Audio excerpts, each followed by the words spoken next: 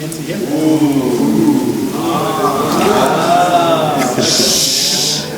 guys. B'shus Rosh Yeshiva Shlita. So this is a famous class, as you heard. It's called the Seven Wonders. Is the mic good? This is good? Yeah. You hear? Seven Wonders of Jewish History. And it goes through the Torah in a way that you've probably never done before. I don't want to use the word proof, but shows us that it is not likely that the Torah was written by human beings. And that is probably the most important question. If we can't answer that question by the end of the year, we think that the Torah is written by human beings, then we are out of here. So we have to figure out, does it make sense to say that God wrote the Torah or that some human beings wrote the Torah and we are wasting our time in yeshiva? Chas v'shalom. So we're going to go through, hold on. We're going to go through seven wonders. Seven wonders of Jewish history. We're going to see each and every one of them is illogical, doesn't make sense, they contradict each other. And most importantly, we're going to look at the Torah. If human beings are writing the Torah, we are presenting a new book to the world. That means we're starting a country club. We're calling it Torah Judaism. So putting together our charter, our constitution. So is this going to be, that means there are no Jews. There's a room full of people, one smart guy, 10 smart guys, sitting together, putting together a Torah to try to bring people to their newfound religion, their new country club called Torah Judaism. Is this something that is going to be an effective advertising tool that's going to make people want to join our newfound religion?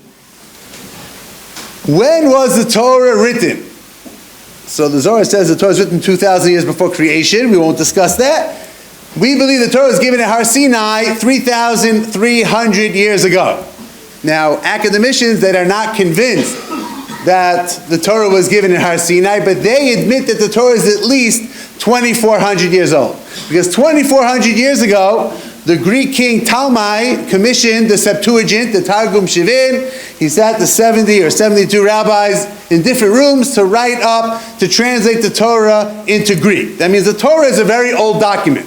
It's either, we know it's 3,300 years old, but it's at least 2,400 years old. And we're going to see that it's really irrelevant because the predictions that we find in the Torah were written thousands of years long before their fulfillment.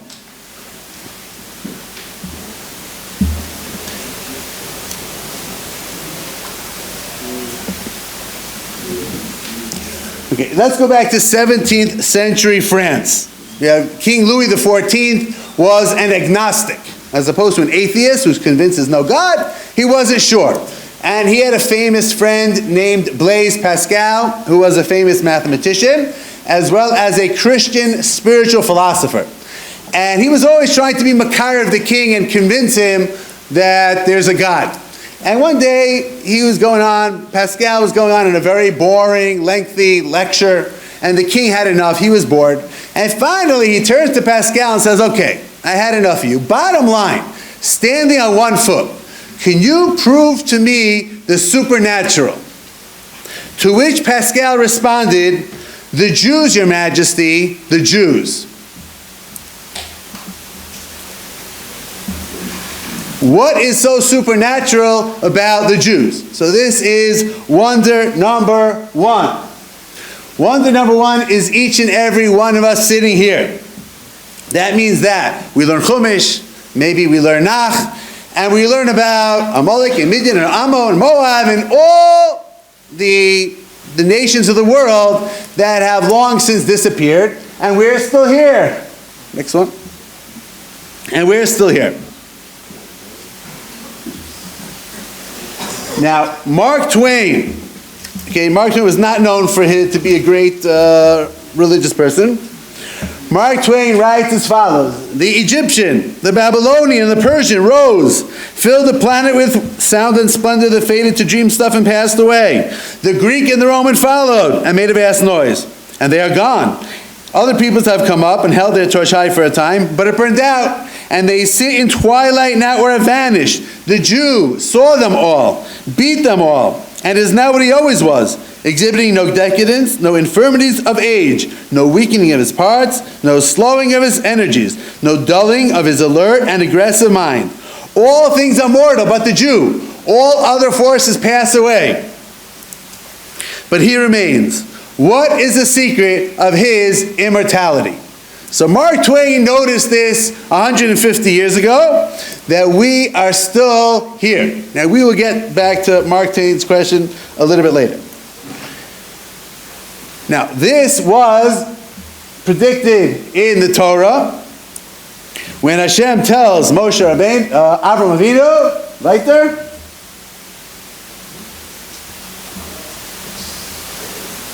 we are the eternal nation. Hashem tells Avram Avinu, the bris ben B'sarim, I will establish my covenant between me and you and your descendants after you throughout your generations, an eternal covenant to be your God and the God of the descendants after you.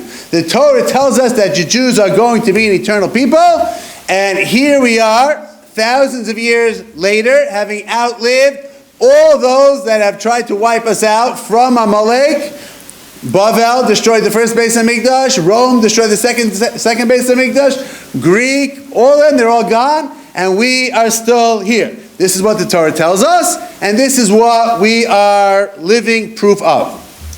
Now, if the Torah wants to tell us that the Jews are an eternal nation, so how is the author of the Torah, so that's where if people are writing the book and they're trying to create a newfound religion, a new country club, Torah Judaism, join our group, you will be an eternal nation.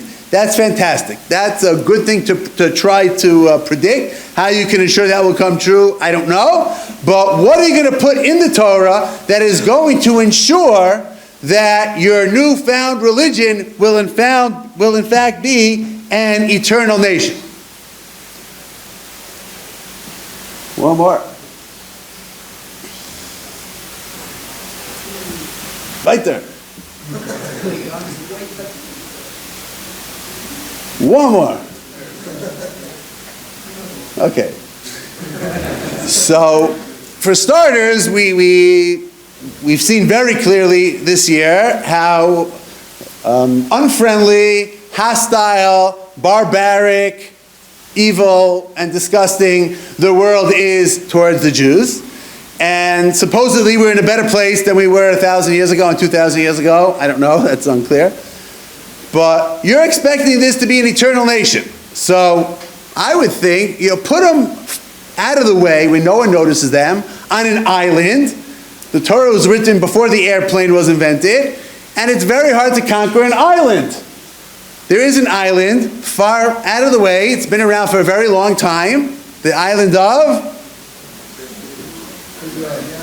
Australia, okay. Japan. Japan has been around for a very long time, and they're out of the way. Aside from World War II, they basically stayed out of trouble for many years, so they managed to squeak by. So then, okay, we're starting to put together a plan for an eternal nation. You put them out of the way, no one will notice them, and they'll squeak by for eternity. But that's not where the Torah plops the Jewish people. The Torah plops us here in Eretz Yisrael, Middle East, the land bridge that connects 3 continents, the Fertile Crescent, a very, very valuable piece of real estate.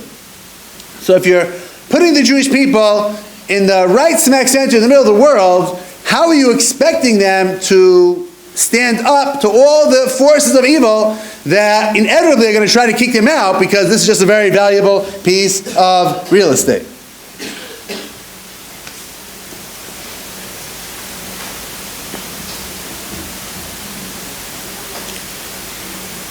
So if you're putting us right there, no, go back. So you put us in Grand Central Station, right in the middle, smack center of the world. Okay, so if that's the case, then you have to give us the most powerful army on earth that can withstand all invasions and all attacks, and that way, it would make sense, you want us to be an eternal nation, we'll be able to fight off our enemies. Right there? One more. So the Torah tells us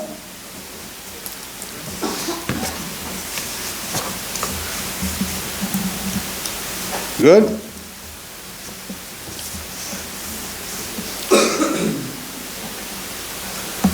Is there a different pasuk here?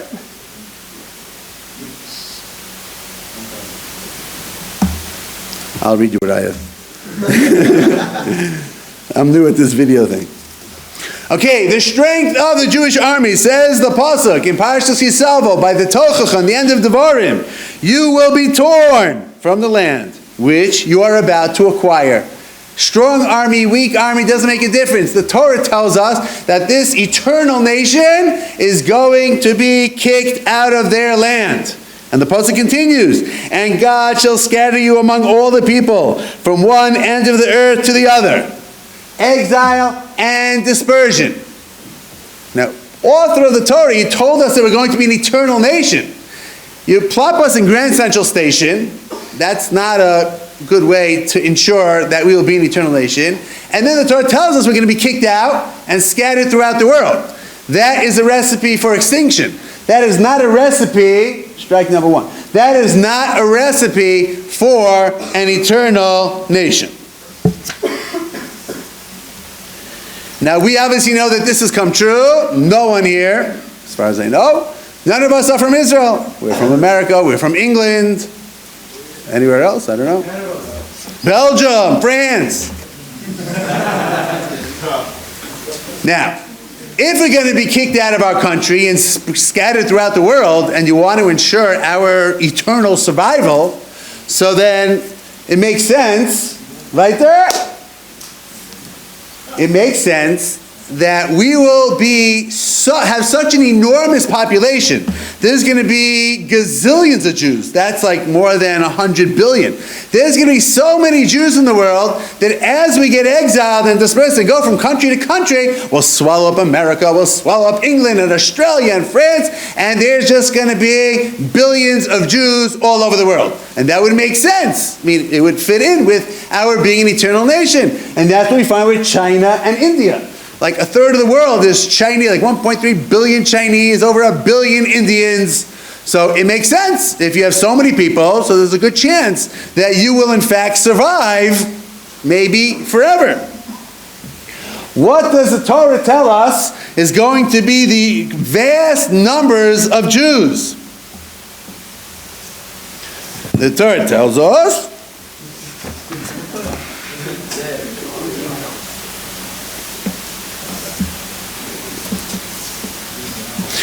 you shall remain few in number among the nations, but God shall lead you. Few in number?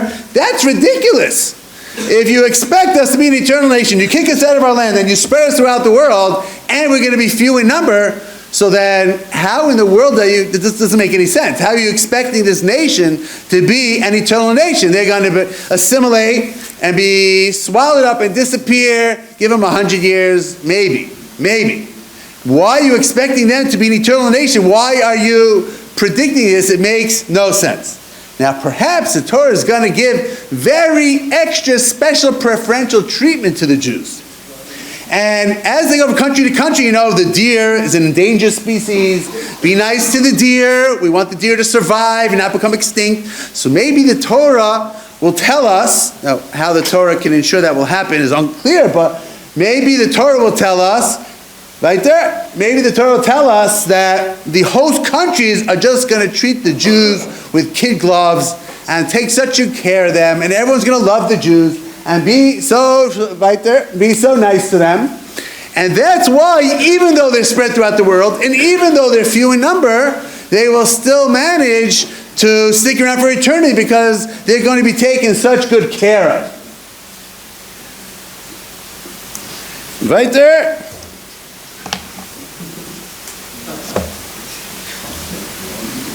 Hold on. Okay, now, let's backtrack a bit. The Jews are 0.2% of the world's population. That means we said that China and India are like 1/3 of the world's population. There's a billion Chinese, a billion Indians. The Torah tells us that the Jews are going to be few in number, and we know that we are a tiny, tiny percentage of the world's population. So that prediction that the Torah told us is true. We were exiled. We were scattered throughout the world. We're few in number. we're still here. How we're still here, we're trying to figure out. It doesn't really make sense. But so far, we are in line with what the Torah has predicted, although it doesn't make sense for the Torah to make such a prediction.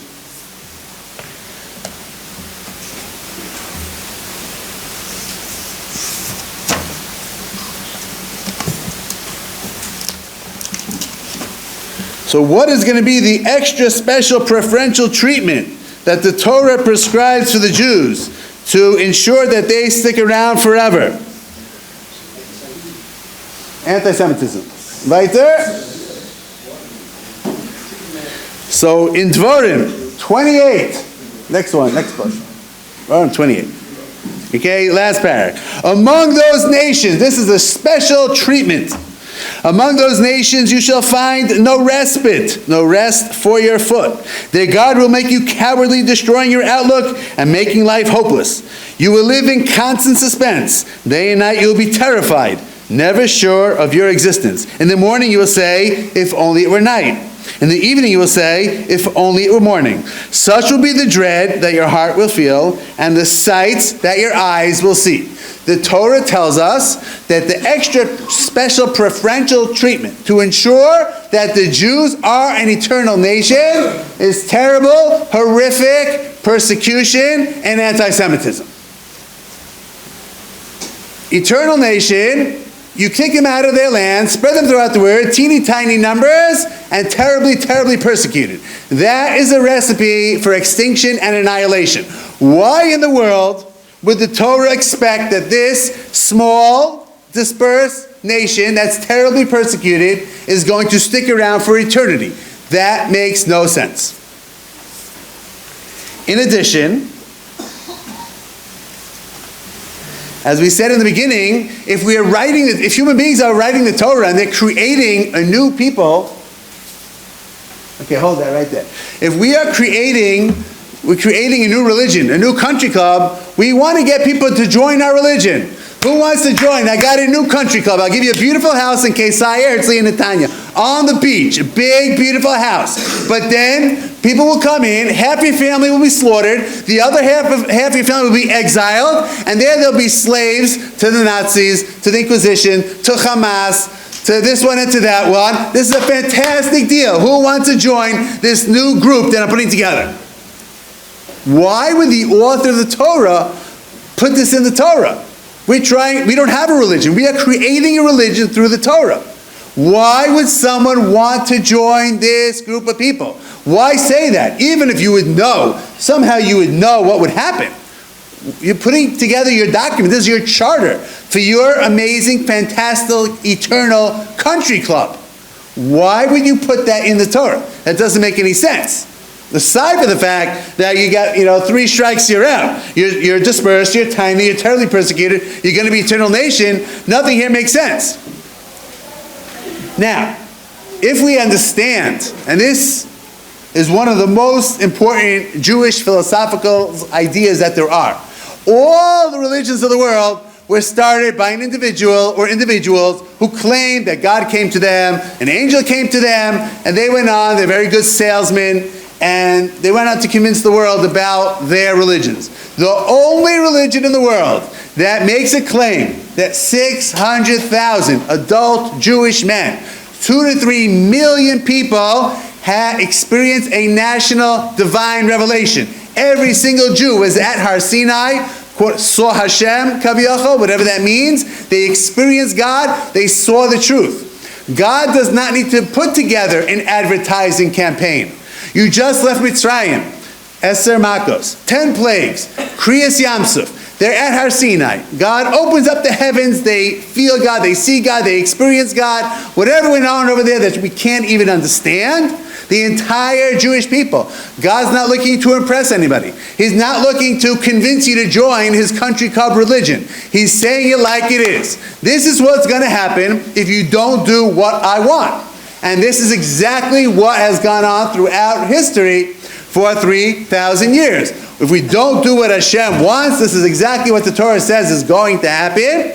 But it doesn't make sense. It doesn't have to make sense because we know it's God. He's not trying to recruit us. No recruitment into his club and his team. We experience God in the Mitzrayim and by Kriyas Yamsuf and by Har Sinai, and we know the truth. And when we know the truth, God doesn't need to impress us. So therefore, we don't have an advertising campaign. God says it like it is. And therefore, he can tell us that we'll be an eternal nation. Despite the fact that we'll be exiled and dispersed throughout the world and terribly persecuted and few in number. Now, usually you have to explain the extent of the anti-Semitism and persecution that the Jews have experienced for the last 2,000 years. Unfortunately, this year, we don't need to explain that because we are all living through that experience to see what Hamas did and see how the world is reacting, and it has nothing to do with anyone in the world caring about dead Palestinians. No one cares about dead Palestinians. They killed 500,000 Syrians and Palestinians. No one says boo. They're not protesting in Harvard and Yale and Columbia and MIT and Cooper Union. No protest. Nobody cares about dead Palestinians. Everyone cares to hate the Jews. So one of the Rebbeim in Yeshiva, a few Rebbeim, was sitting around, and one of the Rebbeim said, "Why do they hate us so much?" And I think the answer is very simple. It's Gzeras HaKosuf. That means that that's what God wants. And that's what the Gemara says over here. The word Sinai is the same word as Sin'ah. When we got the Torah at Har Sinai, came down a Sin'ah to the world. A Sin'ah that last year I'd have to prove to you perhaps, and if you were a little bit left-leaning and you were a poison ivy kind of guy, we have to explain to you that really the Goyim do not love us as much as you might think. But now it's so clear, so crystal clear, how much they hate us everywhere, and it doesn't make any sense. And the thing, the whole thing is you think about what happened on Simchas Torah and what's going on all over the world and the reaction and what happened in the Holocaust, etc. And it's been going on for 2,000 years. And the extent of how much they hate us and what and I understand, you don't like your neighbor, he's a business competitor, you want to hire someone to take him out. Okay, we can hear that. But to kill men, women, and children by the thousands, by the millions is beyond comprehension. And this is exactly what the Torah tells us is going to happen, and something that would make no sense to predict if you want them to be an eternal nation and if you want to draw people to your newfound religion. Now, this has always been meaningful to me personally. I'm named after my grandfather, so I'm a little bit older than you guys. When I started teaching yeshiva, I was right around your age, but now I'm a little bit older. And my grandfather was killed by the Nazis. My grandmother miraculously survived with her infant baby, my father. And I'm named after my grandfather and my great-grandfather. They both killed by the Nazis. And I think the question that we have to ask ourselves, and most of us that are here, at least the Ashkenazim, most of the Ashkenazim, or at least let's say half, if not your grandparents, because your grandparents are already youngsters, your great-grandparents, someone survived the Holocaust in a miraculous way. And the question that I like to ask, instead of, why did God kill 6 million Jews, I prefer the question, why did God save me? And what is he expecting from me? And what does he want from me? And to make it even more personal, around 6 weeks ago, my son, who you all know was wounded in Gaza, turns to my wife and says, "Why me?" So my wife said, "Why were you saved?" And that's obviously not what he meant. And he's been through, he's been through the ringer, he's been through Gehenna. Baruch Hashem, he's having a miraculous refuah shalema, and it should just continue. And we don't compare this one's Gehenna to that one's Gehenna, but he's mamish been through the ringer, and why me? And when my wife said, "Why were you saved?" and we all know about how many lo aleinu that have not been saved, so he got the point. Everything can be looked at from two angles. Why were the 6 million Jews killed? Why am I here? Why were we saved? And that's, what does God want from us? Or why did God put us here in 2024 in yeshiva to be here during the year of this terrible war? What does Hashem want from us? Maybe he wants us to up our game and take yeshiva more seriously than if we were here last year or the year before or the year before.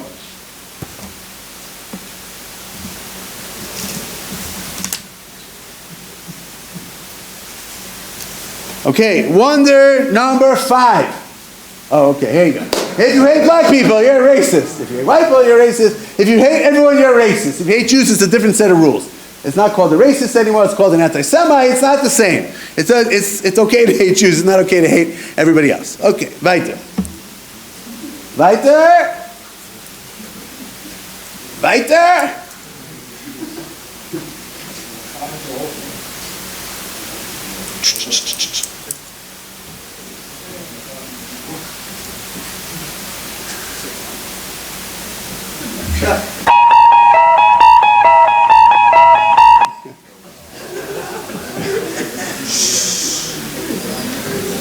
Okay. Okay.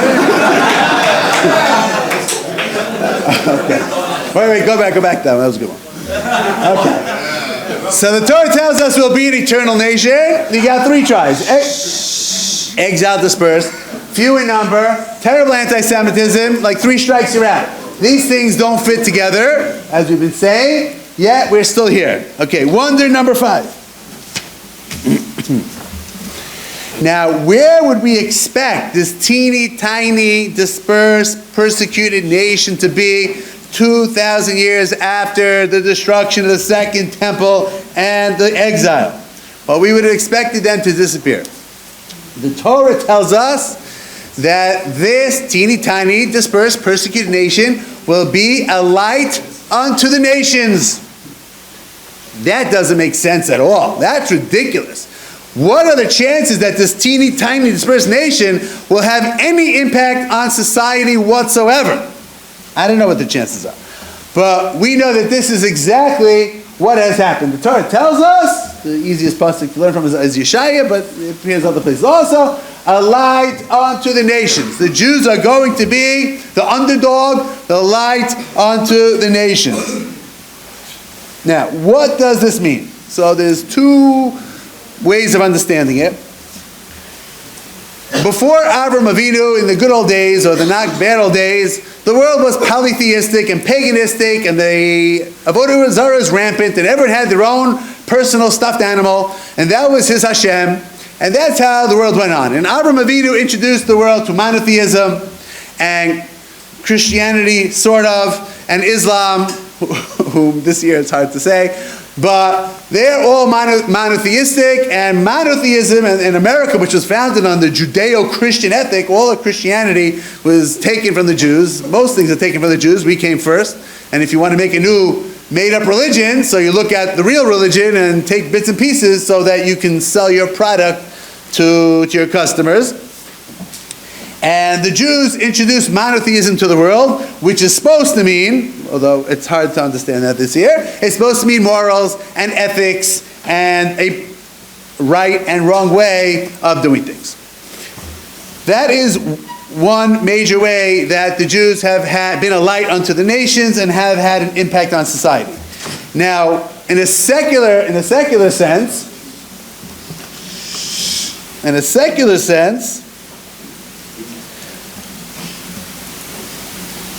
so the Jews, we said, are less than 1/4 of 1% of the world's population. If you look at Nobel Prizes, okay, I did this study 20 years ago when I started teaching this class. 22% of the Nobel Prizes were awarded to Jews.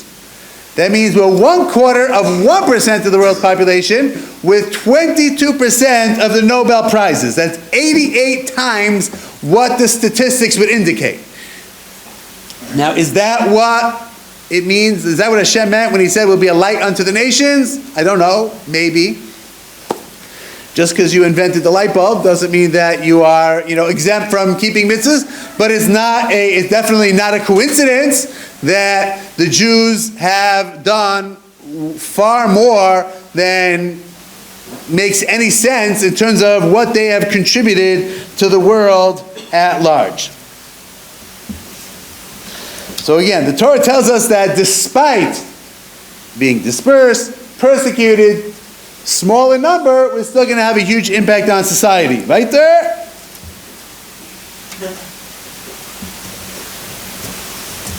You can go back to On the Jews. That's not a bad one. So John Adams, second president of the United States. I will insist that the Hebrews, that's us, have done more to civilize men than any other nation. If I were an atheist and believed in blind eternal fate, I should still believe that fate had ordained the Jews to be the most essential instrument for civilizing the nations. Let's skip down to the bottom. They are the most glorious nation that ever inhabited this earth. And the last line, they have influenced the affairs of mankind more and more happily than any other nation, ancient or modern. This was written by John Adams, not Jewish, second president of the United States, 200 years ago. The tremendous, tremendous impact that the Jews have had on society, which is what the Torah tells us, which is against all odds and makes no sense in light of the predictions and the fulfillment of the predictions, the fact that we are dispersed throughout the world, terribly persecuted, and few in number. Yalla. Okay. Wonder number 6 is a little bit different.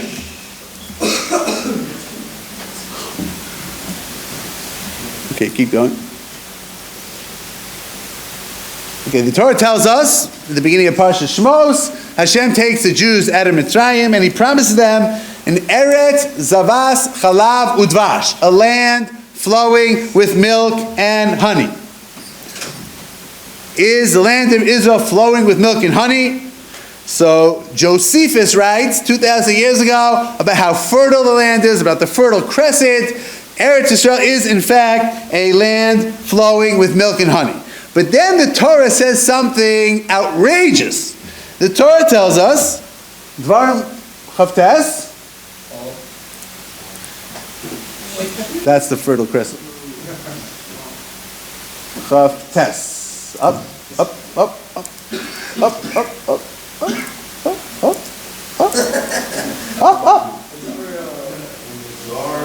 It's all right. Okay, hold on. Anyway, the Torah tells us. No, that one we did. Oh, that's what's there? Okay, I don't know. Anyway, the Torah tells us that when the Jews are exiled from the land of Israel. Okay, that's good. Dvarim Chav Vav. Vayikra Chavav. Correct. Vayikra Chavav. So devastated will I leave the land, that your enemies who live there will be astonished. Your land will remain desolate and your cities in ruins. The Torah tells us that when the Jews are in the land of Israel, it will be flowing with milk and honey. And when the Jews are exiled and kicked out of the land will shut down. That is absurd. That's ridiculous. First of all, why would the enemies come and exile the Jews?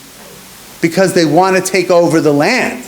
Because it's the land bridge that connects three continents. It's the Fertile Crescent. There was no high tech. So what are they doing? They are farming. But the Torah tells us that the land is going to shut down. Right there.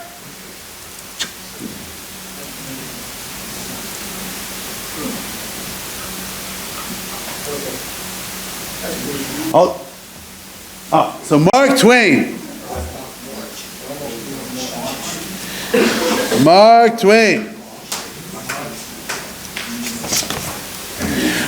Twain came for a visit.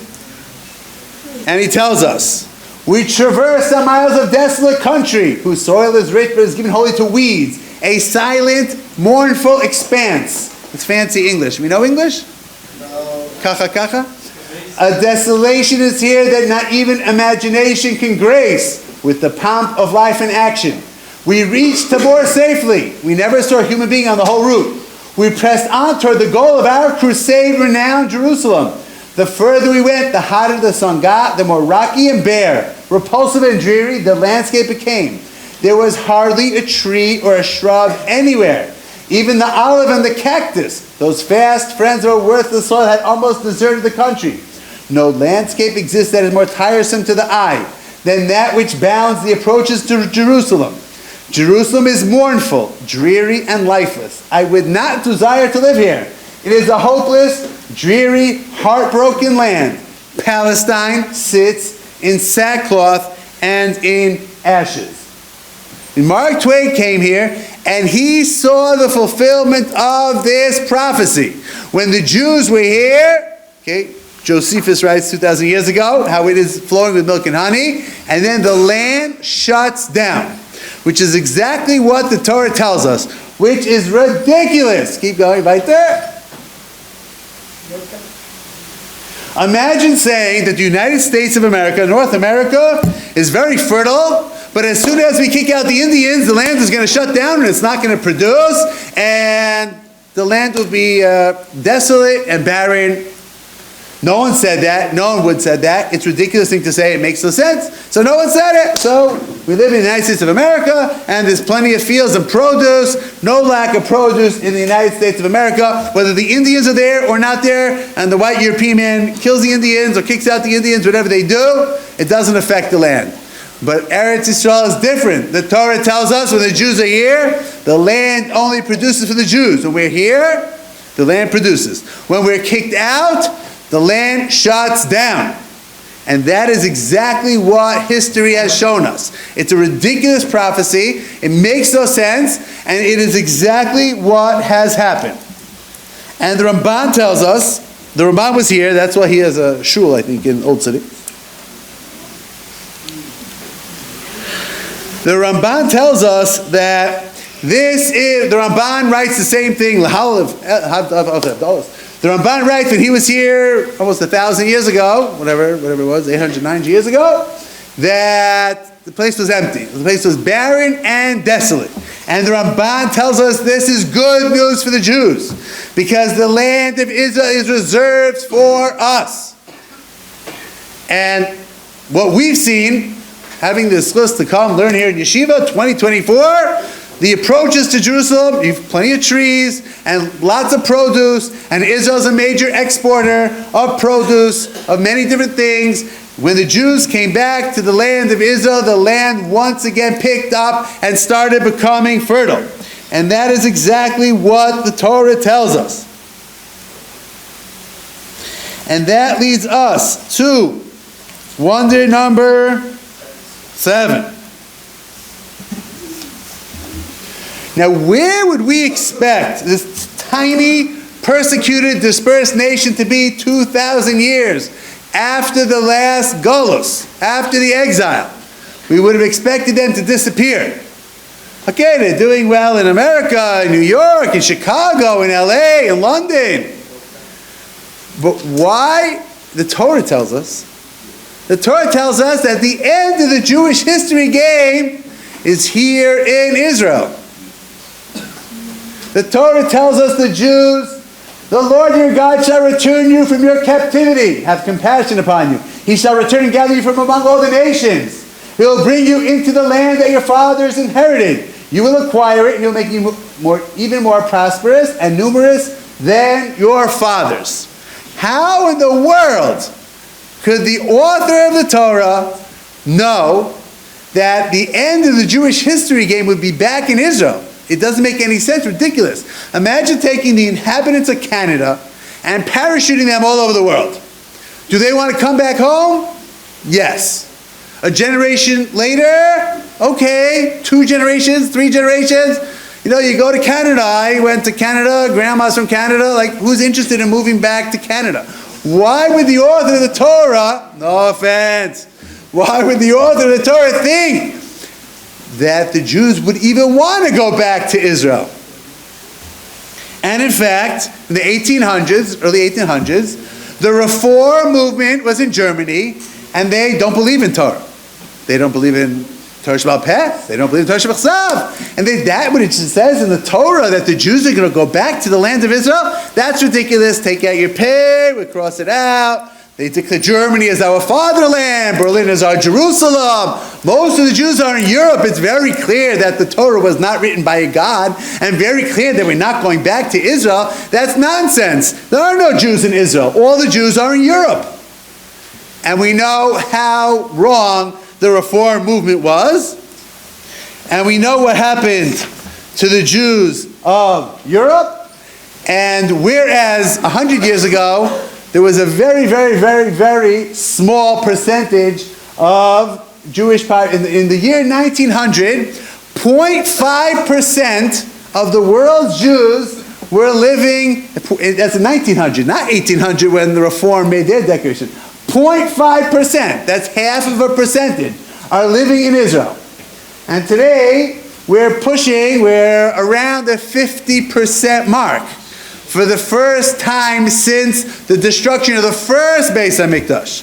By the second Beis HaMikdash, most Jews did not come back to Israel. By the first Beis HaMikdash, we're at the 50% mark for the largest Jewish population and percentage of Jews living in Israel. This is exactly what the Torah tells us is going to happen. It is a ridiculous, nonsensical prophecy. This is what the Torah says, and this is exactly what happened. So we have the Torah telling us that we're going to be an eternal nation. Yeah, 3 strikes, you're knocked out. You're going to be dispersed throughout the world, terribly persecuted, few in number. So why should you be eternal? And why should you have an impact on society? Torah says we'll be a light unto the nations, we'll be the underdog. Then the land of Israel produces when we're there, and then shuts down, and then we'll reproduce when we come back. And the end of the Jewish history game, thousands of years later, the Jews are going to come back to the land in which they were exiled 2,500 years earlier with the destruction of the first temple. All of this makes no sense unless we understand that the author of the Torah is also the author of history. Thank you for listening.